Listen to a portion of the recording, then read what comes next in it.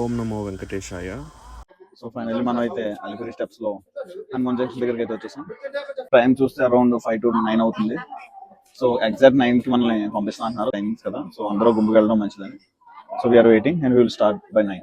నేను Alipiri steps complete అయ్యడానికి 11 అయింది. So 11 అయిపోయిన తర్వాత సక్సెస్ఫుల్ గా రూమ్స్కి వచ్చేసి రెస్ట్ తీసుకున్నాం. బిగ్గెస్ట్ అనౌన్స్మెంట్ ఏంటంటే ఫస్ట్ ఆఫ్ ఆల్ దర్శనం అండి. సో సర్వదర్శనం అయితే మినిమం 24 hours టైం పడుతుందని చెప్పారు టీటీడీ వాళ్ళు.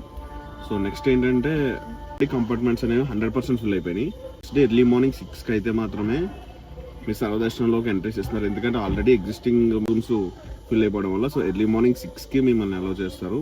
మీరు వెళ్ళిన రోడ్డు మీద కూర్చోవడం, అక్కడికి ఎంట్రన్స్ పాత్ దగ్గర నుంచి స్టార్ట్ చేసి కూర్చోవడం తప్ప ఏముండదు.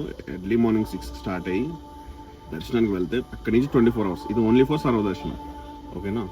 సో మీరు ఎవరైతే తిరుపతి రావాలనుకుంటున్నారో ఫ్యామిలీతో ట్రిప్తో రావాలనుకున్న అందరూ ప్రీ ప్లాన్డ్గా రండి. సో క్రౌడ్ అయితే తిరుపతిలో చాలా చాలా హెవీగా ఉంది.